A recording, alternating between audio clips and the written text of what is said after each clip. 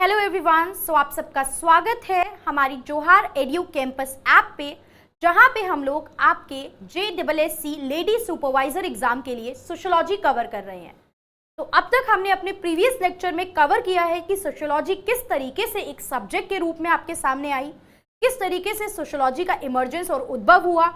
I hope वो जो class है वो आप लोगों ने डिटेल में देख ली है। पिछली क्लास को देखे बिना आगे की क्लास पे हमें स्किप नहीं करना है, क्योंकि चीजें जो है वो इंटरलिंक्ड रहेंगी। दूसरी जो क्लास थी वो हमने देखा था समाज शास्त्र के परिप्रेक्ष्य, पर्सपेक्टिव ऑफ सोशियोलॉजी, कि किस तरीके से हम समाज का जब अध्ययन करते हैं तो क्या विचारधाराएं हैं जो एग्जिस्ट करती हैं, जिसमें अलग अलग थिंकर को हम फिट कर सकते हैं। ये थिंकर इस ग्रुप से बिलोंग करते थे, इसलिए ये इस तरीके की थ्योरी हमें दे रहे हैं। तो पिछली क्लास में हमने वो सब पर्सपेक्टिव पे बात कर ली थी। आई होप आपको वो समझ में आ गई होंगी और वो सब पर्सपेक्टिव आपको याद हो गए होंगे। पर्सपेक्टिव के बाद हम लोग सीधा थिंकर पे आते हैं। जैसे कि मैंने आपसे कहा था लास्ट क्लास में कि हम लोग बात करने वाले हैं थिंकर्स की, जिसमें से हमारे पहले थिंकर जो हैं वो हैं हर्बर्ट स्पेंसर। जो हमारे पहले थिंकर सोशियोलॉजिस्ट है वो है हर्बर्ट स्पेंसर। देखिए अब क्या होता है कि उस समय सोशियोलॉजी इतनी डिटेल में as a subject, separate subject तो नहीं बनी थी। 1838 में अगस्त कॉम्ट उसको एज अ सेपरेट सब्जेक्ट लेके आए हैं। तो उससे पहले भी बहुत से पर्सन अलग अलग फील्ड पे काम कर रहे थे, जिसको बाद में उन्होंने सोशियोलॉजिकल थ्योरी में मर्ज करा। लेकिन इनमें से कुछ लोग थिंकर यानी साइकोलॉजी पढ़े हुए थे, कुछ लोग मैथ्स पढ़े हुए भी थे, कुछ लोग लैंग्वेज पे भी वर्क कर रहे थे। तभी हमने देखा ना कि जो स्ट्रक्चरलिज्म लैंग्वेज में आया हुआ कंसेप्ट था उसको हमने किस तरीके से सोशियोलॉजी में लिया। क्लाउड लेवी स्ट्रॉस ने किस तरीके से स्ट्रक्चरलिज्म, संरचनावाद को सोशियोलॉजी में इंक्लूड करा कि ये जो बात है ये सोशियोलॉजी के लिए भी बिल्कुल फिट बैठती है। तो इसी तरीके से अलग अलग पर्सपेक्टिव वाले लोग जो है, अलग अलग नॉलेज वाले लोग यहाँ एग्जिस्ट करते हैं। हर्बर्ट स्पेंसर, किसी भी थिंकर की बात करेंगे तो फैक्ट से स्टार्ट करेंगे। तो सबसे पहली बात की इनका जन्म 27 अप्रैल 1980, सॉरी, डेथ इनकी हुई है 1903 8 दिसंबर, एंड 1830 में इनका जन्म हुआ है। क्लियर? 8 दिसंबर 1903 में इनकी डेथ हुई है एंड 27 अप्रैल 1830 में इनका जन्म हुआ है। इनका जन्म हुआ था डेरबी नामक प्लेस में, जो कि इंग्लैंड में है। ये कुछ फैक्ट है। अब अच्छा, ये जो कंसेप्ट है ये आते नहीं है जनरली एग्जाम में वैसे, लेकिन कई बार टाइमलाइन के लिए इंपॉर्टेंट हो जाते हैं कि कौन से थिंकर पहले एग्जिस्ट कर रहे थे, कौन से नहीं एग्जिस्ट कर रहे थे। तो इन्होंने अगस्त कॉम्ट को आगे प्रोसीड किया। अगस्त कॉम्ट जिन्होंने 1838 में सोशियोलॉजी को एज अ सब्जेक्ट डिक्लेयर कर दिया था, तो ये एक तरीके से देखा जाए, पूछा जाता है एग्जाम में, कंटेम्प्ररी थे अगस्त कॉम्ट के। पूछा जा सकता है कि ये किसके कंटेम्प्ररी थे। तो जब अगस्त कॉम्ट एग्जिस्ट कर रहे थे तब ये भी एग्जिस्ट कर रहे थे, समकालीन। जब अगस्त कॉम्ट स्टडी कर रहे थे और एग्जिस्ट कर रहे थे तो हर्बर्ट स्पेंसर भी एग्जिस्ट कर रहे थे, जो आगे इन चीजों को, सोशियोलॉजी की स्टडी को, फाइंडिंग्स को लेके गए। डन? तो हर्बर्ट स्पेंसर समकालीन थे अगस्त कॉम्ट के। अगस्त कॉम्ट के बाद आगे लेके गए हैं। अब इनके कुछ कंसेप्ट जो इंपॉर्टेंट हैं, पिछली क्लास में मैंने बताया था, तो अब आप लोग बताएंगे, आंसर करेंगे कि ये कौन से पर्सपेक्टिव से रिलेट करते हैं। हमने जो पिछली क्लास में 4-5 पर्सपेक्टिव पढ़े हैं उसमें से आप लोग मुझे बताएंगे कि हर्बर्ट स्पेंसर कौन से वाले पर्सपेक्टिव में फॉल करते हैं। नेक्स्ट बात करते हैं इनके इंपॉर्टेंट कंसेप्ट क्या है। तो पहले मैं कंसेप्ट के नाम लिखती हूं, फिर आगे बात करेंगे। ऑर्गेनिक एनालॉजी, जिसको हम लोग कहते हैं जैविक सादृश्य, and social evolution, social evolution, सामाजिक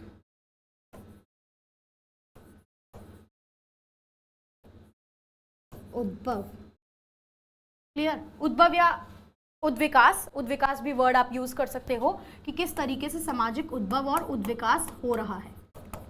तो ये टॉपिक है जो हर्बर्ट स्पेंसर से रिलेटेड है, मेजरली 2 टॉपिक इस पे बात करते हैं। अब ये जो कंसेप्ट थे ये इन्होंने लिए किससे थे, सबसे पहले ये बात करते हैं। ये कंसेप्ट इन्होंने लिए थे चार्ल्स डार्विन से। चार्ल्स डार्विन का नेम हम यूज करते हैं, इन्हें हम फादर ऑफ ह्यूमन इवोल्यूशन भी बोलते हैं, कि इन्होंने ये बात बताई थी कि ह्यूमन किस तरीके से इवॉल्व हो रहा है, इंसान का इवोल्यूशन किस तरीके से हो रहा है। जैसे पहले एप्स हुआ करते थे, पहले ये हाथ का कंसेप्ट था नहीं, चारों मतलब जानवरों की तरह ही चल रहे हैं, हम पैर की तरह यूज करते थे। फिर बाइपेडल हुए, मतलब हमने स्ट्रेट इरेक्ट खड़ा होना स्टार्ट करा, इनको हाथों की तरह और इनको पैरों की तरह यूज करना स्टार्ट करा। अब जब आप खड़े होगे तो आप दूर का भी देख सकते थे, शिकार दूर तक आप पहचान पा रहे हो। उसके बाद आपने एग्रीकल्चर वाला पार्ट आपने स्टार्ट कर दिया, एग्रीकल्चर का पार्ट स्टार्ट करा, धीरे धीरे फिर एक जगह टिक्के रहने लग गए, टिक्के रहने लग गए तो ग्रुप बनने लग गए, ग्रुप बनने लग गए तो रूल्स आने लग गए। ये सब चीजें धीरे धीरे ह्यूमन इवॉल्व हो रहे थे। तो ये जो ह्यूमन इवोल्यूशन की बात थी ये इन्होंने अपनी किस बुक में, अभी मैं डार्विन की बात कर रही हूं, अभी हम लोग स्पेंसर की बात नहीं कर रहे हैं। इन्होंने अपने ये कंसेप्ट चार्ल्स डार्विन से लिए थे। और चार्ल्स डार्विन की बुक कौन सी थी, किस बुक में ये चीज थी जो इन्होंने यूज करी? बुक का नाम था origin of species. Origin of species नाम की बुक थी, ये भी क्वेश्चन एग्जाम में आ जाता है कि चार्ल्स डार्विन की बुक इनमें से कौन सी है, ओरिजिन ऑफ स्पीसीज। क्वेश्चन ये भी आ सकता है कि आपके हर्बर्ट स्पेंसर ने किसके कंसेप्ट को यूज किया था, तो चार्ल्स डार्विन के कंसेप्ट को। कंसेप्ट क्या था वो भी देखेंगे। कंसेप्ट जो था डार्विन ने जो एक्सप्लेन करा था वो था सर्वाइवल टू द फिटेस्ट, योग्यतम जीवित रहेगा या अंत तक रहेगा, इस तरीके से इनका ये कंसेप्ट था, सर्वाइवल टू द फिटेस्ट। मतलब कि जो भी सर्वाइव कर पाएगा वो जीवित रहेगा। अब जैसे कि किसी पर्सन को कोई एक्सट्रीम ठंडे एनवायरनमेंट में रहता है जहाँ पे बर्फ ही बर्फ है, अब उसे हम बिल्कुल ऐसी जगह ला के छोड़ दें जहाँ पे टेम्परेचर 40+ ही रहता हो, वो माइनस टेम्परेचर वाला इस 40+ टेम्परेचर में कितने टाइम तक सर्वाइव कर पाएगा, वो कितना सस्टेन कर पाएगा, उसके लिए कितना आसान होगा, क्या वो चीज़ें अडेप्ट कर पाएगा या नहीं। तो ह्यूमन बीइंग के लिए बात है, एनिमल्स के लिए भी ये बात होती है, एनिमल्स लिविंग बीइंग्स के लिए बात हो रही है, एनिमल्स के लिए भी ये बात होगी कि एनिमल्स भी सर्वाइव अडेप्ट कर पाएंगे या नहीं एनवायरनमेंट से। आप देख रहे हो कि अभी हम लोग कुछ चीते लेके आए थे अफ्रीका से, उसमें से न्यूज़ आ रही है कि काफ़ी चीते जो हैं वो नहीं अडेप्ट कर पाए हैं, दे आर नॉट मतलब अलाइव नाउ, उनकी डेथ हो चुकी है। रीज़न क्या रहा? अडेप्टेशन रहा। अब बाकी जो भी है डिटेलिंग और 10 रीजन सामने आ रहे हैं, बट एक बात अडेप्टेशन पे भी की जा रही है कि अडेप्टेशन नहीं हो पा रहा है। तो ये चीज़ सब जगह एग्जिस्ट करती है। अडेप्ट कर पाओगे एनवायरनमेंट में, जैसे कि अगर मान लो कोई कॉम्पिटिटिव एग्जाम की तैयारी करते हो, अगर आप उस तैयारी में अपने आप को एडजस्ट कर पाए, पढ़ पाए अच्छे से, जो कंपटीशन है जब सरवाइव कर जाओगे तभी आप एग्जाम क्लियर कर पाओगे। अदरवाइज कुछ लोग तो एग्जाम देने से पहले बीच तैयारी में ही पीछे हट जाते हैं, वो तैयारी में जो फेस करते हैं उस डर से ही वो पीछे हट जाते हैं। इतना कंपटीशन, इतने बच्चे हैं, मैं पढ़ाई को टाइम नहीं दे पा रहा हूँ या दे पा रही हूँ तो हमारा एग्जाम ही नहीं निकलेगा, एंड दे लाइक वो बैकड्रॉप ले लेते हैं, वो छोड़ देते हैं चीज को। तो यहाँ पे भी सर्वाइवल की बात आ गई। और जो हर्बर्ट स्पेंसर थे वो क्यों इतने ज्यादा लिंक कर पाए इस बात से, सर्वाइवल टू द फिटेस्ट और इन सब बातों से? क्योंकि स्पेंसर जो थे वो खुद 9 भाई बहन थे टोटल मिला के, ये सबसे बड़े थे। हर्बर्ट स्पेंसर जो थे वो 9 सिबलिंग्स थे, मतलब 9 भाई बहन थे। तो इंडिया को ऐसे ही बदनाम कर रखा है पॉपुलेशन के मैटर में। बाहर की जगह भी आप देख लो 9 भाई बहन थे। तो बाहर की कंट्री में ऐसा शुरू से थोड़ी है कि बच्चे 1 2 या होने ही नहीं है, बाहर भी यही चीज़ें थी जो हम देखते हैं कि हमारे यहाँ बड़े लोगों में 8 8 बच्चे हुआ करते थे, तो बाहर भी ये चीज़ एग्जिस्ट कर रही थी। तो जो अपनी सोसाइटी की ड्रॉबैक्स है, अगर हम डिटेल में बाकी सोसाइटी को भी पढ़ेंगे तो हम वहां पे भी देखेंगे कि प्रॉब्लम्स हैं। ठीक है, क्राइम बहुत सी और जगह पे क्राइम है, हम इंडिया में बोलते हैं, लेकिन इंडिया से ज्यादा भी क्राइम रेट और सीरियस एक इशू बाकी कंट्रीज में भी है। तो 9 सिबलिंग थे, स्पेंसर जी थे सबसे बड़े, अपने भाई बहनों में स्पेंसर जो थे वो सबसे बड़े थे, और सरवाइव करने वाले ये अकेले थे, ओनली टू सरवाइव, अकेले जिंदा रहे ये सारे भाई बहनों में से। क्या अटैक हो गया था, कुछ दिक्कत हो गई थी? नहीं, सारे भाई बहन किसी ना किसी रीजन से, कोई किसी बीमारी या किसी भी रीजन से सबकी जो थी डेथ हो गई थी। जिंदा रहने वाले, आखिरी तक बचने वाले स्पेंसर अकेले थे। तो स्पेंसर बहुत ज़्यादा करीब से इस कंसेप्ट को समझ पा रहे थे और शायद लिंक कर पा रहे होंगे कि मैं शायद फिट था इस एनवायरनमेंट के अडाप्ट करने के लिए, दैट्स वाई मैं सरवाइव कर पाया लंबे समय तक। क्लियर? अभी थ्योरी पे तो मैं आई ही नहीं हूँ, बट हाँ बात यही करती है ये theory.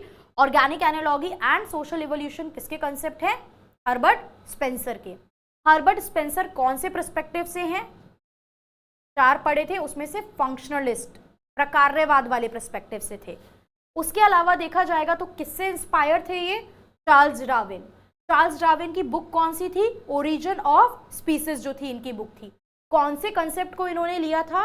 Survival to the fittest को इन्होंने लिया था। अब ये सब तो नहीं पूछेगा, eldest son to survive and this and that, ये सब आपके एग्जाम में नहीं आएगा। अब हम लिख लेते हैं इनकी कुछ बुक्स के नाम। क्लियर? अब ये जो बुक थी ये डार्विन की बुक है, ध्यान रखना। ये जो बुक है ओरिजिन ऑफ स्पीसीज, ये डार्विन की बुक है, ये इनकी बुक नहीं है। अब हम लोग स्पेंसर की बुक लिखेंगे, तो स्पेंसर की बुक में लिखेंगे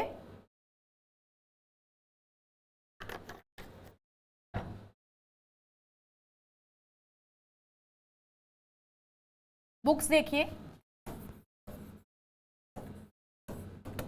बुक्स क्यों इंपॉर्टेंट है? क्योंकि बुक्स से भी सीधा सीधा क्वेश्चन आ जाता है। बुक्स भी हम इंग्लिश में ही लिख रहे हैं क्योंकि नाम तो सेम ही रहेगा बुक्स का।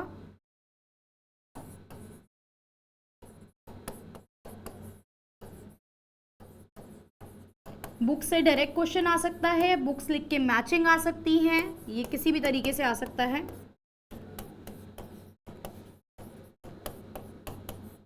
देखिए इनकी जो पहली बुक है वो है आपकी सोशल स्टैटिस्टिक। तो 1853 से लेके 1864 तक, 1853 वाले टाइम से लेके 1853 से लेके 64 तक जो आपके स्पेंसर थे ना, ये काम कर रहे थे एक मैगजीन के लिए। एक ट्रेड जर्नल हुआ करता था। जर्नल मतलब मैगजीन एंड ट्रेड मतलब जो बिजनेस से रिलेटेड न्यूज़ छापता है। Trade magazine, journal is magazine, trade जो बिजनेस की बात करता है। तो ट्रेड से रिलेटेड न्यूज़ जो था वो एक जो छापता था हर्बर्ट स्पेंसर। क्या नाम था उस ऑर्गेनाइजेशन का? The economist. जर्नल का नाम था the economist. Clear? The economist is the name and यहाँ पे उन्होंने ये बुक लिखी अपनी पहली, सोशल स्टैटिस्टिक। अब इस बुक के लिए इन्हें क्या बोला गया? इनको बोला गया कि आपने तो अगस्त कॉम्ट को कॉपी किया है।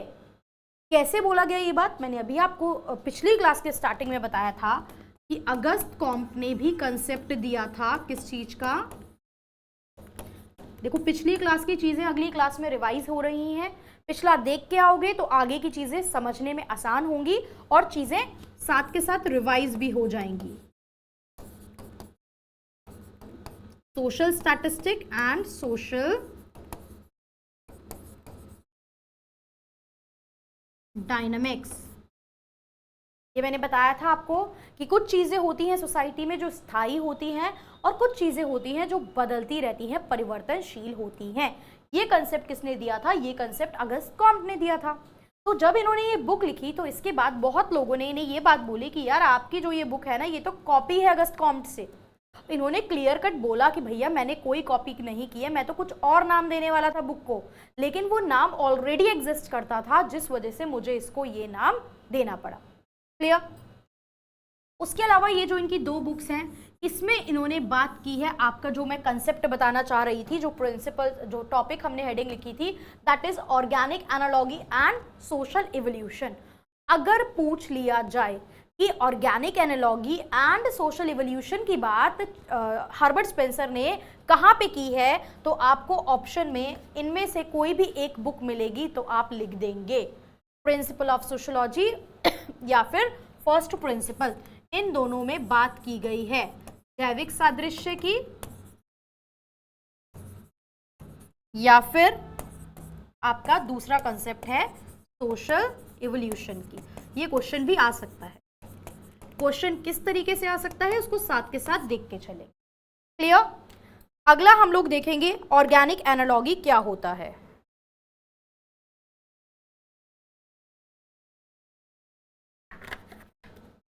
वैसे मैं मल्टीपल टाइम आपको बोल चुकी हूँ, वही चीजें हैं ये कि ऑर्गेनिक एनालॉगी में भी यही बात की जाती है।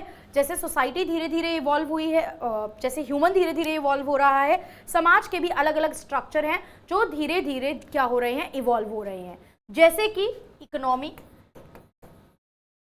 अर्थव्यवस्था जो है, ये सब इंस्टीट्यूशन और स्ट्रक्चर में जाते हैं।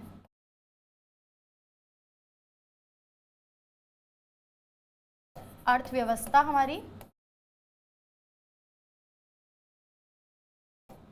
उसके बाद पॉलिटी है हमारा, उसके बाद आपका एजुकेशन है, शिक्षा है, लॉ है, कानून है। ये सब चीजें धीरे धीरे डेवलप हो रही है जिस तरीके से क्या हुआ है, ह्यूमन इवॉल्व हुआ है। और इवोल्यूशन ना एक लाइफ लॉन्ग प्रोसेस है। जैसे आपने एक वर्ड देखा होगा, डेवलपमेंट, ठीक है, विकास, ग्रोथ होता है वृद्धि और डेवलपमेंट होता है विकास। तो ये जो विकास है और इसी के साथ साथ जो ये इवोल्यूशन है, ये लाइफ लॉन्ग प्रोसेस होते हैं। ऐसा नहीं है अभी होके बैठ गए हैं बस, चीजें लाइफ लॉन्ग चेंज होती रहती हैं। जैसे ह्यूमन का विकास till the end of the life होता रहता है, आप कुछ ना कुछ नया हमेशा सीख सकते हो, हमेशा ऐड ऑन कर सकते हो। Like when your parents are young, जब फोन की फैसिलिटी नहीं थी तो क्या इमेजिन किया था उन्होंने कि वो आज फोन ऑपरेट कर पाएंगे, व्हाट्सएप फेसबुक इतने अच्छे से चला पाएंगे। स्मार्ट टीवी आ गया, पेरेंट्स ऑपरेट कर रहे हैं smart TV, smartphones, they are operating each and everything. Even कुछ लोगों के ग्रैंड पेरेंट्स भी ये काम कर रहे होंगे। तो ये चीजें इवॉल्व, डेवलपमेंट ही तो हुआ है उनमें। सोसाइटी भी धीरे धीरे बदली है। पहले आप क्या थे, आज जैसे सुनते होंगे बड़े लोगों से भी आपने सुना होगा पूरी लाइफ ये चीजें कि हमारे जमाने में तो ये सब चीजें थी ही नहीं। तो हमारी सोसाइटी काफी ट्रांसफॉर्मेशन से गुजरी है। वही ट्रांसफॉर्मेशन की बात करते हैं कौन, हर्बर्ट स्पेंसर। क्या बोलते हैं वो ट्रांसफॉर्मेशन को लेके, देखते हैं कैसे ट्रांसफॉर्मेशन हुआ है। वन बाय वन लिख लीजिए सोसाइटी का। सिंपल, साथ साथ इसको आप लिख के चलिए मेरे, सिंपल टू कॉम्प्लेक्स, यानी सरल से जटिल। Second is homogeneous to heterogeneous. एक एक करके अभी इनको बता दूंगी कि ये किस तरीके से एक्सप्लेन करना चाह रहा है, क्या बोलना चाह रहा है यहाँ पे। समरूपता से विषम रूपता, सर्टेनिटी टू अनसर्टेनिटी। इनके हिसाब से सोसाइटी क्या ट्रांसफॉर्मेशन, क्या चेंज से गुजरी है, ये है। फिर इन्होंने सोसाइटी को कुछ पार्ट में डिवाइड किया है, वो भी वेरी वेरी इंपॉर्टेंट टॉपिक है हर्बर्ट स्पेंसर का। एंड इस क्लास के अलावा हर्बर्ट स्पेंसर के बारे में आपको और कुछ भी नहीं देखना है। This is more than enough जितना आपको देखना है। सर्टेनिटी टू अनसर्टेनिटी, निश्चितता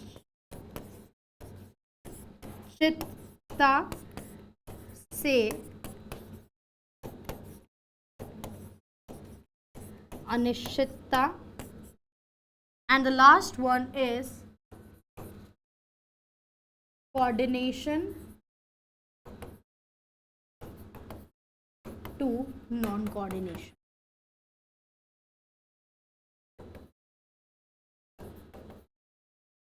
क्लियर?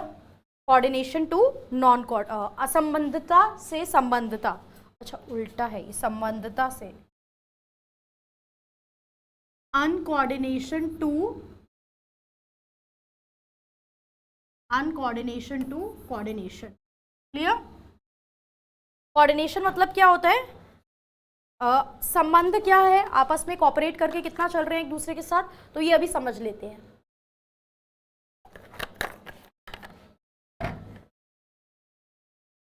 सॉरी, लिख भी लेते हैं साथ में, असंबंधता। यार थोड़ा बहुत हिंदी में गड़बड़ हो सकता है, बस मैं बोल रही हूँ तो समझ जाना what I am trying to say, क्योंकि मुझे समझ में आता है कि कुछ गलत है, लेकिन अभी इतना डिटेल में अगर देखने में लग जाएंगे तो टाइम काफी लग जाएगा। से संबंधता, ठीक है। चलो अब डिस्कस करते हैं क्या बात रही थी, क्या सिचुएशन रही थी। पहले जो सोसाइटी हुआ करती थी ना, पहले सोसाइटी आपको भी पता होगा, अब इनकी हर बात में यही बात है, आप इनकी हर डिवीजन देखो, सब में यही कहानी है, बैकग्राउंड बैकड्रॉप, कि पहले सोसाइटी में इंसान जो था वो क्या करता था, वो नोमैडिक हर्डर था, वो अपने पशुओं को लेके जगह जगह घूम रहा था, जहाँ खाना पीना मिलता था उन्हें चराया, कुछ टाइम रहे और फिर वहाँ पे जैसे ही चीज़ें रिसोर्सेज खत्म हुई आगे बढ़ गए, और इस तरीके से आगे आगे मूव करते रहे। आपस में एक दूसरे से इतना मतलब नहीं हुआ करता था कि सब लोग एक ही जगह मिलकर रहने लगते हैं, क्योंकि इतना ग्रुप, समूह, फैमिली बहुत ज़्यादा ये सब एग्जिस्ट ही नहीं करता था, तो ये सब चीज़ें नहीं थी उतनी। तो पहले सोसाइटी सिंपलर हुआ करती थी, कोई ताम झाम नहीं था, ठीक है, कोई ये सब चीज़ें नहीं थी कि अब ये भी पेपर देना है, वो भी पेपर देना है, ये जॉब लेनी है, पहले 12th तक पढ़ो, ग्रेजुएशन करो, पोस्ट ग्रेजुएशन करो, फिर एंट्रेंस दो, तब जाके एंट्रेंस के बाद भी एक लेवल, फिर इंटरव्यू, तब जाके कहीं जॉब लगेगी। पोस्ट ग्रेजुएशन की कोई वैल्यू ही नहीं है आज के टाइम में। कोई बोल रहा है अरे वाह तुम तो पोस्ट ग्रेजुएट हो, डबल पोस्ट ग्रेजुएट कर रखी है मैंने, कोई वैल्यू है कि वाह तुमने डबल पोस्ट ग्रेजुएशन कर रखी है? एक टाइम पे ये डबल MA, डबल डिग्री होना एक बहुत बड़ी बात थी, बट आज की डेट में ऐसा कुछ नहीं है। तो सोसाइटी पहले सिंपलर हुआ करती थी, बहुत पहले, मैं अभी ज़्यादा पहले की बात से लेके धीरे धीरे आया है, धीरे धीरे कॉम्प्लेक्सिटी का लेवल क्या हो गया, बढ़ने लग गया सोसाइटी में। उसके बाद पहले सोसाइटी में चीज़ें होमोजीनियस हुआ करती थी, एक जैसी चीज़ें एग्जिस्ट करती थी, ग्रुप, ट्राइब, बहुत ज़्यादा वेराइटी नहीं थी चीज़ों की। आज आप देखते हो, बेसिक से एग्जाम्पल लेते हैं, खाने पीने में आप देख लो, समोसा एक प्यारी सी डिश थी, आलू डाल के भर के बना दो। खैर समोसा तो बहुत बाद में आया, ये तो खैर कहाँ से बात करें, ये तो नोमैडिक हर्डर से बात करनी इन्होंने शुरू की है, बट एक प्यारी सी डिश हुआ करती थी, समोसा आलू डाल के बना दो। बट आज की डेट में मैकरोनी समोसा आ रहा है, ड्राई फ्रूट समोसा आ रहा है, पास्ता समोसा आ रहा है, पिज़्ज़ा समोसा आ रहा है, मतलब जो आप, शाही पनीर समोसा आ रहा है, जो आप सब डाल सकते हो समोसे में, वो डाल के आप समोसा बना रहे हो। से एक गाना भी है कि समोसे में जब तक आलू रहेगा तब तक प्यार रहेगा, काइंड ऑफ गाना है ना। तो अब समोसे में आलू खत्म है तो प्यार भी खत्म है रिश्तों में। तो ये ट्रांसफॉर्मेशन ऑफ द सोसाइटी बहुत बड़े लेवल पे हो गया है। तो आज की डेट में मैं ये बताना चाह रही हूँ कि हर चीज में वैरायटी है, तो हेट्रोजेनिटी है, सोसाइटी में भी हेट्रोजेनिटी है, सारे ग्रुप्स सेम नहीं है, एक धर्म की सारी फैमिलीज सेम नहीं है। आप एक ही रिलीजन के हो, एक ही कास्ट से बिलोंग करते हो, मान लो एक ही क्लास से बिलोंग करते हो, बट फिर भी आप सेम नहीं हो, तो हेट्रोजेनिटी है जो कि पहले नहीं थी। सर्टेनिटी, पहले चीजें बहुत सर्टेन हुआ करती थी, ये चीज ऐसी है तो ऐसे ही होगी, पैटर्न फिक्स था कि अब हमने यहाँ पे यूज कर लिया चीजें, अब आगे बढ़ेंगे, फिर और आगे बढ़ जाएंगे। धीरे धीरे जब एग्रीकल्चर आने लगा तो लोगों का चीजें फिक्स हो गई कि जहाँ खेती है वहीं पे लोगों ने घर बनाए और रहना स्टार्ट कर दिया। लेकिन वो चीज मूव होके अनसर्टेनिटी पे आ चुकी है। आजकल चीजें सर्टेन नहीं है, कुछ फिक्स नहीं है, क्योंकि वैरायटी है, क्योंकि सोसाइटी कॉम्प्लेक्स हो गई है, तो बिहेवियर जो होता है वो भी फिक्स नहीं रह सकता। यू कैन नॉट प्रिडिक्ट कि क्या होने वाला है। अभी इंडिया कनाडा का इशू देख लो, क्या प्रिडिक्ट कर सकते थे हम कि क्या चीजें होने वाली हैं? तो अनसर्टेनिटी मतलब कि प्रिडिक्शन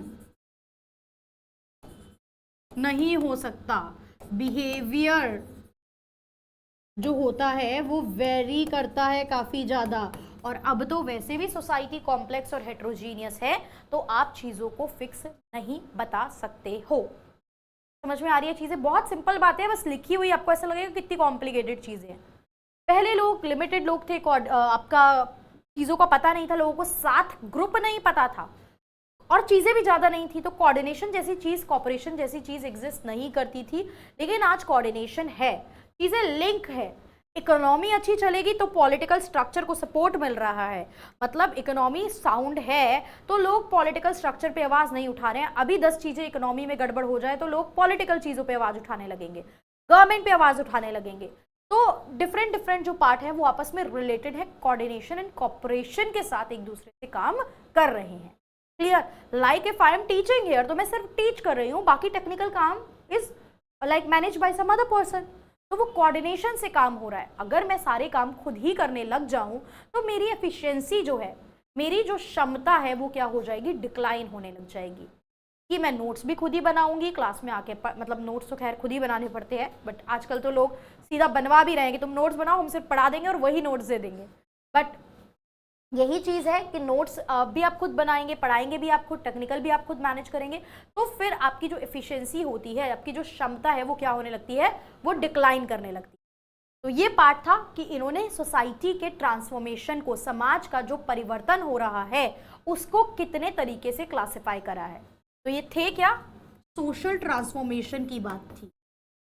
सोसाइटी का जो ट्रांसफॉर्मेशन हो रहा है, ट्रांसफॉर्मेशन, सामाजिक परिवर्तन, तो ये परिवर्तन को ब्रॉडली 4 पार्ट में कैटेगराइज किया गया। Is it clear?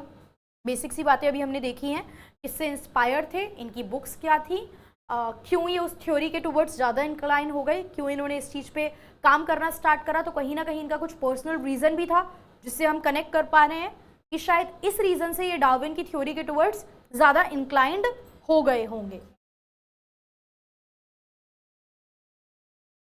ये हमें नहीं पढ़ना है, डोंट वरी, हम नहीं पढ़ रहे हैं ये चीज़।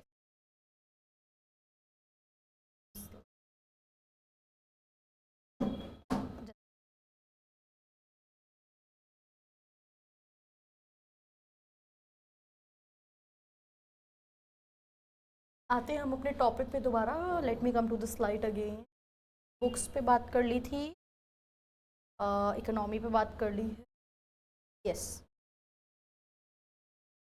नेक्स्ट अब हम लोग देखते हैं कि इन्होंने जो है सोसाइटी के टाइप्स को कितने पार्ट में कैटेगराइज किया है। स्पेंसर के अकॉर्डिंग जो टाइप्स थे, अब वही चीज़ है लेकिन देखो नाम याद करने पड़ेंगे, एग्जाम में पूछ लेगा तो हम कुछ नहीं कर सकते हैं। इन्होंने वो ट्रांसफॉर्मेशन को लेके बोला था, टाइप्स भी इन्होंने 2 बेसिस पे बताए हैं। तो पहले ये टाइप्स पढ़ते हैं, फिर देन वो दूसरे टाइप्स पे भी हम आएंगे। इसकी टेबल को मेरे साथ बना लो, जब टैबुलर फॉर्म में, पिक्चराइज फॉर्म में पढ़ते हो तो समझ में ज़्यादा अच्छे से आती हैं चीज़ें। थोड़ी सी बकवास करनी पड़ रही है, थोड़ी सी चीज़ें एक्स्ट्रा एक्सप्लेन करनी पड़ रही हैं जिससे कि आप चीज़ों को याद रख पाओ और समझने में आसान हो।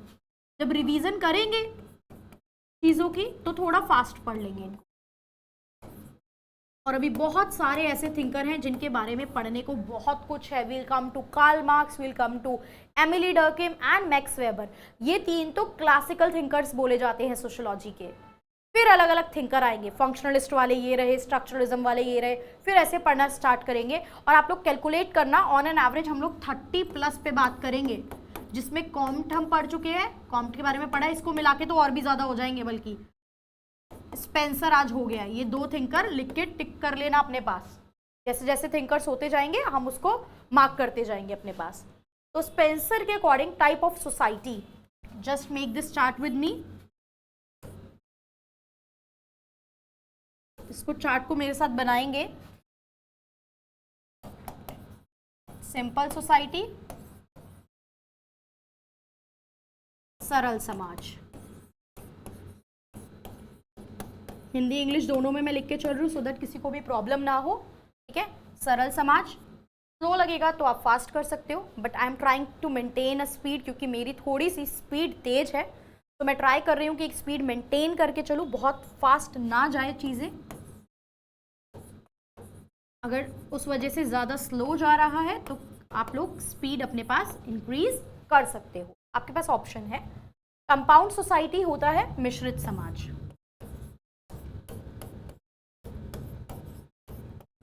मिश्रित समाज। देन आता है डबली, डबली कंपाउंडेड, दोगुना मिश्रित। अब मैं इसको लिखूं हिंदी में दोगुना, डबल मतलब दोगुना ही है और कोई इसका मतलब नहीं निकलता है, तो दोगुना मिश्रित, दुगुना दोगुना,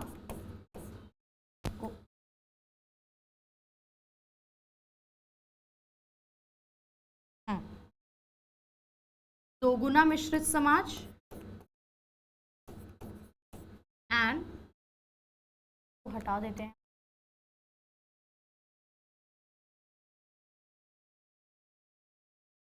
या लास्ट वन इज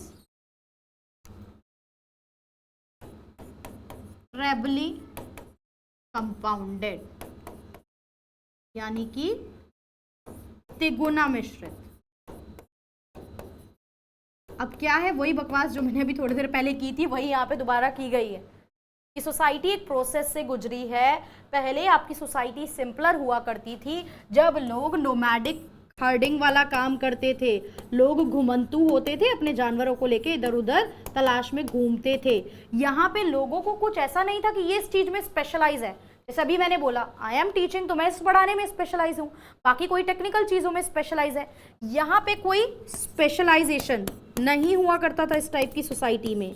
बहुत सरल है ना, नाम में लिखा है नो स्पेशलाइजेशन, विशिष्टीकरण नहीं था कि विशेष रूप पे ये चीज हो रही है। ठीक है, बस पानी पी लिया जाए थोड़ा, तब तक आप लोग भी पानी पीजिए।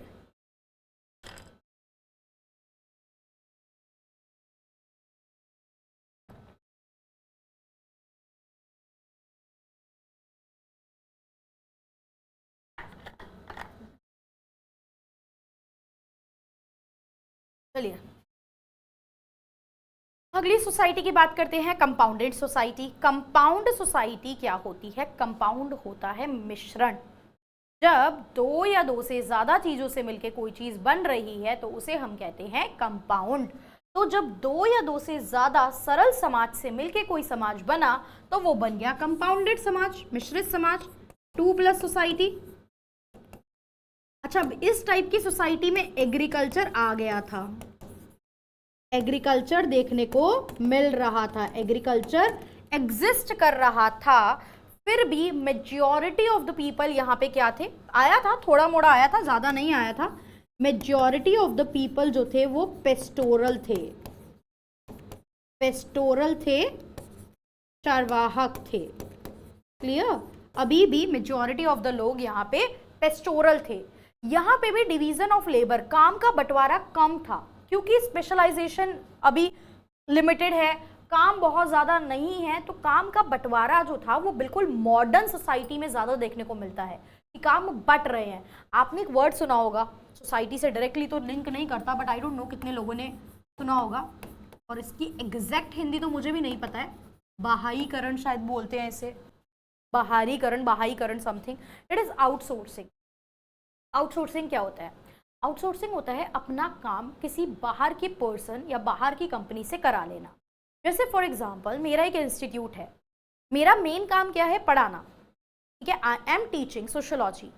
तो मेन काम को छोड़ के, मैं ये पढ़ा रही हूँ ये तो मैं ही करूँगी, चीज़ में मैं स्पेशलाइज हूँ, अपनी स्पेशलाइज चीज़ को छोड़ के, मेन वर्क को छोड़ के, जब मैं कोई और भी काम, जैसे थंबनेल बनाना है, मैं वीडियो डालूंगी, थंबनेल बनाना होगा, टेक्निकल वीडियो मैनेज करना, वीडियो में एसईओ वगैरह लगाना, दूसरा सब्जेक्ट पढ़ाना, इसके लिए मैंने किसी और पर्सन को हायर कर लिया या किसी कंपनी, छोटी मोटी कंपनी को हायर कर लिया कि तुम लोग मेरा ये काम देखोगे। अब मैं अकेली हूँ तो भाई मैं एक पर्सन को हायर कर लूंगी, मेरी बहुत बड़ी कंपनी है तो मेरे को भी एक कंपनी को हायर करना पड़ेगा कि मैं आपको अपना ये पार्ट आउटसोर्स कर रही हूँ, जिसे कहते हैं, मतलब ये कंपनी जो करती है काम उन्हें बीपीओ बोलते हैं। कभी भी आप मेन काम आउटसोर्स नहीं करते हो, वो कर दोगे तो आप क्या करोगे, राइट? मेन काम कभी भी आउटसोर्स नहीं किया जाता, आउटसोर्स ऑलवेज एक्स्ट्रा वर्क होंगे। क्लियर?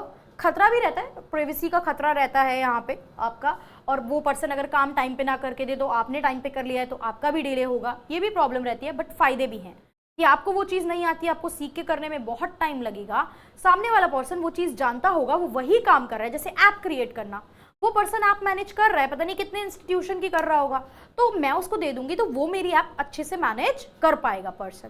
तो यस, इसके फायदे भी हैं, नुकसान भी हैं। जिस तरीके से एक बीपीओ है जेनपैक्ट नेम का, आई डोंट नो कितने लोगों को पता होगा या नहीं, उसको बीच में वो गूगल का वर्क आउटसोर्स कर रहा था, गूगल के कुछ सैलरी स्लिप वगैरह के रिगार्डिंग काम गूगल जेनपैक्ट से करा रहा था। तो इस तरीके से जो होते हैं बीपीओ, वो किसी ऑर्गेनाइजेशन का, किसी कंपनी का काम क्या करते हैं? आउटसोर्स करते हैं। तो डिवीजन ऑफ वर्क आज की डेट में तो काफी हद तक हो गया है, बट यहाँ पे हमने देखा 2+ सोसाइटी एग्रीकल्चर एग्जिस्ट करता था, लेकिन फिर भी मेजॉरिटी ऑफ वो क्या थे, पेस्टोरल थे। क्लियर। थर्ड वन हमारा आ जाता है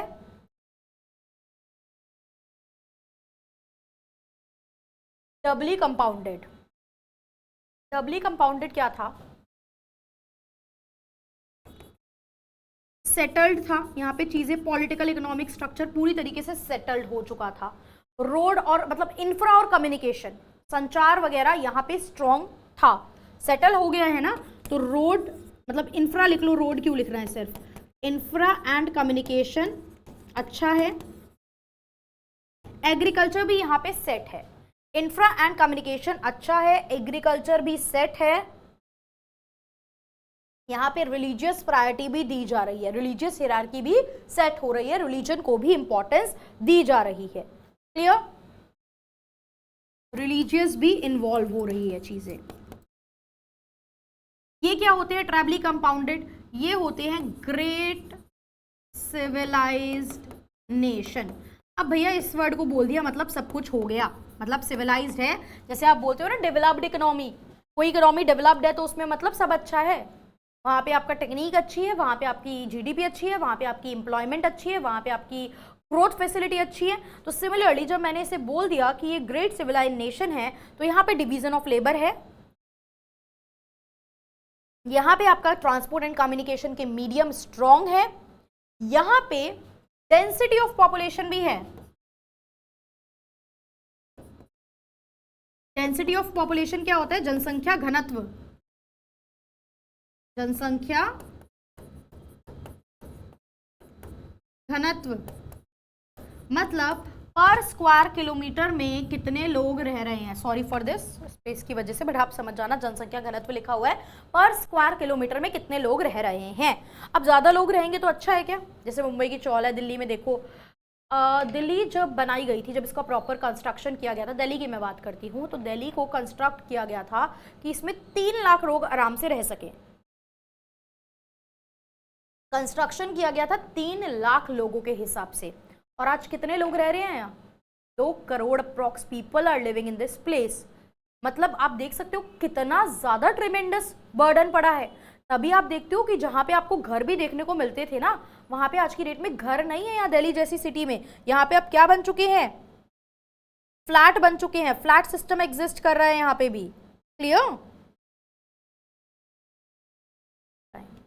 हाँ, तो यहाँ पे भी just give me a second,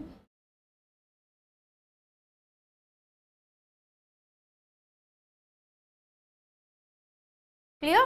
तो यहाँ पे भी आपका डेंसिटी ऑफ पॉपुलेशन मतलब ज्यादा है आजकल के स्टेट में। तो अब एक एक वर्ड जो मैं यूज करूं इनके लिए, इन्होंने तो हेडिंग दे दी, सिंपल कंपाउंड, डबली कंपाउंड, ट्रिपली कंपाउंड। अब ये जो सिंपल सोसाइटी थी, टेक्निक के कई बार नुकसान भी हो जाते हैं। चलिए, सिंपल जो सोसाइटी थी इसके लिए हम यूज करते थे वर्ड प्रिमिटिव, इसके लिए वर्ड यूज किया जाता था प्रिमिटिव। कंपाउंडेड के लिए हम वर्ड यूज करते थे क्लैन। ये एक एक वर्ड इनसे एसोसिएटेड है जो इन्हें बोला गया, इस टाइप की सोसाइटी को आपको याद रखना है। सिंपल के लिए प्रिमिटिव, कंपाउंडेड के लिए क्लैन, डबली कंपाउंडेड के लिए ट्राइब, एंड यहाँ पे आप देख रहे हो वर्ड नेशन स्टेट यूज किया जाएगा। नेशन स्टेट, सबसे ज्यादा डेवलप कौन होगा, ये, लीस्ट डेवलप कौन होगा, ये, सबसे लाइक ओल्ड कौन सा है, ये, एंड सबसे एडवांस कौन सा है, that is triply compounded. So these are the division of the society by Herbert Spencer. क्या सिर्फ यही डिवीजन थी? जो प्रीवियसली आपने देखा है ना, दैट वाज नॉट डिवीजन, वो सोशल ट्रांसफॉर्मेशन के टाइप्स थे। जो अभी आप लोगों ने देखा है ना, simple to complex and this and that, yes, ये जो 4 हमने देखे हैं ये सोशल ट्रांसफॉर्मेशन के टाइप है कि समाज में जो परिवर्तन आया है वो किस रूप में आया है। ये सोसाइटीज नहीं है, बट यस ये सोसाइटीज है। डन। इनकी थ्योरी को एक अभी और भी इनके टाइप हैं, अभी और भी इनके टाइप एग्जिस्ट करते हैं, 2 टाइप और है, उस पर बात करेंगे। प्लस इनकी थ्योरी को एक बात पे क्रिटिसाइज भी किया गया था। इनकी थ्योरी को क्या बोल के क्रिटिसाइज किया गया, ये बोला गया कि आप तो कह रहे हो कि जिस तरीके से ह्यूमन डेवलप होता है स्पीसीज भी डेवलप होंगे, मतलब ह्यूमन भी डेवलप होगा, सोसाइटी भी डेवलप होगी, ठीक है, लेकिन इसका एक पॉइंट ये भी है, मतलब एक कमी आपकी थ्योरी में हमें ये नजर आ रही है कि जो स्पीसीज डेवलप होंगे उस पे ह्यूमन का कोई इम्पैक्ट नहीं पड़ेगा, लो या लीस्ट ह्यूमन इम्पैक्ट। भैया वो तो जैसे हो रहा है वो तो होगा चीजें, उसमें ह्यूमन बीइंग कोई बहुत ज्यादा इम्पैक्ट नहीं डाल सकता है, तो उसमें ह्यूमन बीइंग का उतना इम्पैक्ट नहीं रहता है। बट सोसाइटी के डेवलपमेंट को, सोसाइटी डेवलपमेंट, सामाजिक विकास को ह्यूमंस इम्पैक्ट डाल सकते हैं, क्योंकि समाज ह्यूमन से बन रहा है और उसके बेसिस पे ही चीजें, लॉ, मोरल्स, ये सब सेट होते हैं। Societal development impacted by humans, ठीक है, व्यक्तियों का प्रभाव इस पे पड़ता है, व्यक्तियों का प्रभाव इस पे पड़ेगा। जबकि जो आप बात कर रहे हो स्पीसीज के डेवलपमेंट की, उनके विकास की, उनके एवोल्यूशन की, उस पे ह्यूमन कोई बहुत ज्यादा इम्पैक्ट नहीं डाल सकता, वो जैसे हो रही है वो चीजें होंगी, ठीक है। जैसे कि पॉलिनेशन होता है फ्लावर में, मदर जन्म दे रही है, पॉलिनेशन, जर्मिनेशन, ये जो फर्टिलाइजेशन, ये सब कॉन्सेप्ट है, ये तो इवोल्यूशन होगा ही होगा। बट सोसाइटी के जो फैक्टर हैं ये ह्यूमंस पे डिपेंडेंट हैं, क्लियर, ह्यूमन से रिलेटेड है, क्योंकि ह्यूमंस कुछ चीजें सेट करता है जो सोसाइटी एक्सेप्ट कर लेती है। आगे इसको थिंकर्स के वे में भी इस लाइन को मैं आपको बताऊंगी कि किस थिंकर ने ये बात डायरेक्टली यूज करी है अपनी स्टडी में। तो ये इनकी एक क्रिटिसिज्म थी। अब इनके दो टाइप के और हमारे पास जो सोसाइटी रह गई है उन्हें पढ़ लेते हैं। अभी 4 पढ़ी हैं, primitive, clan, tribe and nation state. Then we have militant और इंडस्ट्रियल। मिलिटेंट इज मिलिट्री तो आतंकवादी होता है, बट आतंकवादी यहाँ पे हम आतंकी वर्ड नहीं यूज करेंगे। उग्र समाज, ये मिलिटेंट सोसाइटी है, उग्र समाज एंड इंडस्ट्रियल सोसाइटी, यानी कि औद्योगिक समाज।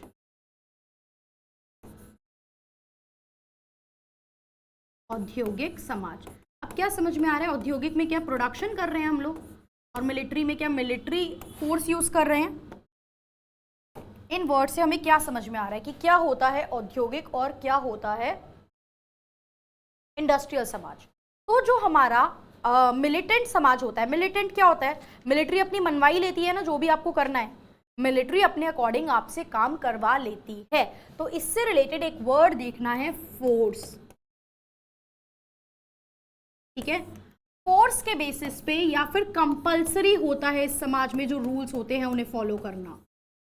यहाँ पे आपके पास फ्रीडम या लिबर्टी नहीं होती है कि आप अपने हिसाब से चीजें कर लोगे।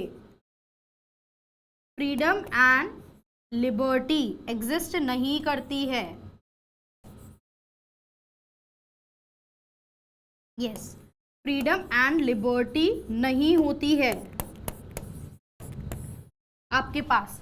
मिलिटेंट में जो चीजें होती हैं वो कंपलसरी होती हैं। इस समाज में जो भी रूल्स बन गए, जैसे नॉर्थ कोरिया की बात करते हैं, नॉर्थ कोरिया में क्या कोई अपनी मर्जी चला सकता है? नॉर्थ कोरिया में people are free to do what they want, लोगों को आज़ादी है वो करने की जो वो चाहते हैं, या वहाँ बिल्कुल राजा के हिसाब से चीज़ें चल रही हैं, और नहीं करा तो डू एंड डाई वाली सिचुएशन है, वहाँ पे मार दिए जाओगे, खुद मरने का ऑप्शन नहीं है, आप मार दिए जाओगे। तो ये चीज़ें हैं, फ्रीडम एंड लिबर्टी इस टाइप की सोसाइटी में नहीं होती है। तो इन्होंने एक ये बात भी बोली है कि मिलिट्री, फ्रीडम एंड लिबर्टी, यहाँ पे जो डिसिप्लिन होता है वो काफ़ी स्ट्रिक्ट होता है। डिसिप्लिन जो है, नियम कानून जो होते हैं, जो आपका शेड्यूल है वो फिक्स रहता है, और यहाँ पे जो पावर है वो उसका क्रमबद्ध ट्रांसफर होता है, हायरार्की वाइज, मतलब फादर के बाद उनका बेटा, उसके बाद उनका बेटा। डेमोक्रेसी नहीं होती है। क्या होता है? हायरार्किकल ट्रांसफर होता है, हायरार्किकल ट्रांसफर होता है। क्लियर? हिरार्की वाइज चीजें, हिरार्की मतलब फादर के बाद बेटा एंड देन बेटा, कि राजा का बेटा ही राजा बनेगा, ये इस टाइप की सोसाइटी में होता है। तो क्या डेमोक्रेसी होगी? वेरी ऑब्वियस दिख रहा है हमें यहाँ पे डेमोक्रेसी नहीं है। इसके अपोजिट आ जाइए यहाँ पे इंडस्ट्रियल पे। इंडस्ट्रियल में काम को बांट के आप लोग चलते हो, मॉडर्न सोसाइटी से रिलेटेड है, आपको फ्रीडम दी जाती है चीजें करने की। क्लियर? आपको फ्रीडम मिलती है, हिरार्किकल ट्रांसफर नहीं होता है, आपकी नॉलेज के बेसिस पे चीजें दी जाएंगी। डेमोक्रेटिक आप स्ट्रक्चर यहाँ पे देख सकते हो, डेमोक्रेटिक पार्ट यहाँ पे एग्जिस्ट करता है। लोकतांत्रिक बिहेवियर यहाँ पे देखने को मिलता है, जो कि मिलिटेंट में देखने को नहीं मिलता है। यहाँ पे देखो, यहाँ तो सारी चीजें एक ही ग्रुप चला रहा है, चाहे सरकार हो चाहे इकोनॉमी हो, लेकिन यहाँ पे सरकार और आपका जो मतलब पॉलिटी और जो आपका अर्थव्यवस्था है वो अलग अलग है। क्लियर? तो जो गवर्नमेंट है, पॉलिटी है एंड इकोनॉमी है, वो सेपरेट है, अलग है, मिक्स होके एक ही पर्सन नहीं चला रहा है। तो जो सरकार है और अर्थव्यवस्था है वो अलग अलग चल रही है। क्लियर? ये दो टाइप भी कौन बता के चलता है हमें? ये दो टाइप भी हमें बताते हैं हर्बर्ट स्पेंसर। हर्बर्ट स्पेंसर ने बहुत सारी बातें बोल दी हैं, खैर इनसे ज्यादा बातें अभी आगे थिंकर में आएंगी। इनकी बातें तो फिर भी रिलेटेड थी। आप देखो, हर बात का एक ही मतलब निकल के आ रहा है। समाज कैसे बदलता है? पहले आसान चीजें थी, पहले कुछ भी नहीं था, पहले बस आप पशुओं को चरा रहे हो, उसके बाद आपने एग्रीकल्चर लाए, उसके बाद और modern society I, law, education, polity, economy establish हुआ। जिन सोसाइटी में ये सब एक होता है वो मिलिटेंट होती है, जहां पे इनमें डिवीजन है वो इंडस्ट्रियल है। जहां पे सत्ता सीधा हिरार्की के बेसिस पे बढ़ रही है वो मिलिटेंट है। जहां पे डेमोक्रेसी एग्जिस्ट कर रही है, आपकी एक तरीके से नॉलेज के बेस पे, कैलिबर के बेस पे चीजें दी जा रही हैं, वो इंडस्ट्रियल का पार्ट होता है। तो आई होप ये समझ में आ गया होगा। क्या क्या चीजें हमने देख ली हैं, फटाफट से देख लेते हैं, तो ये हमारे थिंकर का पार्ट भी कवर हो जाएगा। हर्बर्ट स्पेंसर की बात करते हैं, 2 मिनट में इसको पूरा रिवाइज कर लेते हैं।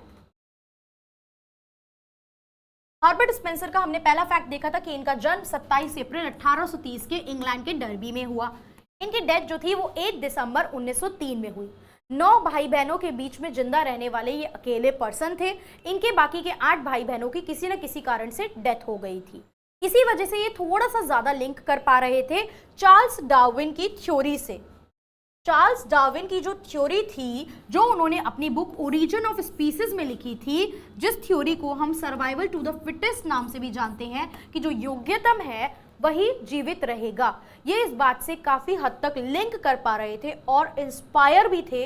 इसीलिए इन्होंने अपने 2 सिद्धांत, 2 theory the, that is organic analogy और सोशल इवोल्यूशन, जैविक सादृश्य और सामाजिक उद्भव। इस थ्योरी में इन्होंने बताया कि जैसे आपका समाज, जो आपका ह्यूमन है वो इवॉल्व होता है, समाज भी हमारा क्या हो रहा है, इवॉल्व हो रहा है। 3 बुक थी इनकी, बुक बिल्कुल अच्छे से याद कर लेना, social statistic, principle of sociology and first principle. इन दोनों बुक में ही इन्होंने अपने जैविक सादृश्य और सामाजिक उद्भव, organic analogy and social evolution की बात की है। ये किसके कंटेम्प्ररी थे? अगस्त कॉम्ट के कंटेम्प्ररी थे। उन्हीं के टाइम पे ये क्या कर रहे थे, एग्जिस्ट कर रहे थे। उसके बाद ये इन्होंने बताया कि किस तरीके से डेवलपमेंट होता है। देन हमने देखा कि ट्रांसफॉर्मेशन को इन्होंने 4 पार्ट में बांटा। सोसाइटी पहले क्या हुआ करती थी, अब क्या हो गई है। सिंपल थी, अब कॉम्प्लेक्स हो गई है। समरूप थी, अब विषम रूप, होमोजीनियस से हेट्रोजीनियस हो गई है। पहले चीजें फिक्स थी, सर्टेनिटी ज्यादा थी। आजकल कोई क्या कर देगा हमें कुछ नहीं पता, कब लॉ बदल जाएगी, रातों रात कब आके ये बोल दिया जाएगा कि कल से 100 के नोट बंद, कल से 200 के नोट बंद, ये हमें कुछ नहीं पता। तो चीजें अनसर्टेन हो गई हैं। 1-2 मतलब हर जगह अप्लाई कर सकते हो। I am just taking an example. अभी आपको पहले दूसरा एग्जांपल दिया था, अब दूसरा एग्जांपल ले लिया। देन अनकोऑर्डिनेशन से कोऑर्डिनेशन आ गया है। पहले जब चीजें सिंपल थी, काम ही ज्यादा नहीं थे, काम ही एक जैसे थे, तो कोई क्यों एक दूसरे के साथ कोऑर्डिनेट करेगा। अब काम बहुत ज्यादा है और अलग अलग हैं, तो एक दूसरे के साथ काम को कोऑर्डिनेट करके चलने की जरूरत है। अब एग्जिस्ट करता है हमारा डिवीजन ऑफ लेबर, कार्य का जो बंटवारा होता है, काम को डेलीगेट करना, आज की डेट में ये एग्जिस्ट करता है। 4 type of division the, simple यानी कि सरल जिसको प्रिमिटिव बोला गया, कंपाउंड मिश्रित जिसे क्लैन बोला गया, डबली कंपाउंड दोगुना मिश्रित ट्राइब बोला गया, ट्रेबली कंपाउंड जिसको नेशन स्टेट बोला गया। And then we have two more type, that is militant and industrial society. So I hope ये हर्बर्ट स्पेंसर का कंसेप्ट आपको अच्छे से समझ में आ गया होगा। पिछली क्लास में हमने बात की थी पर्सपेक्टिव की, जिसमें से फंक्शनलिस्ट वाले पर्सपेक्टिव में से हमने पिक कर लिया हर्बर्ट स्पेंसर को। एंड अगली क्लास में हम मूव करेंगे और सोशोलॉजिस्ट की तरफ और फिर आगे की यूनिट पे आएंगे जिसमें हम लोग पिक करेंगे आपके नेक्स्ट सोशोलॉजिस्ट एमिली डर्किम को। इसमें कोई भी डाउट है तो आप अगली क्लास से पहले मुझसे इसके डाउट क्लियर कर सकते हैं और इसी तरीके से हम एक एक करके थिंकर्स के साथ आगे बढ़ेंगे। That's all for this video. Thank you for watching.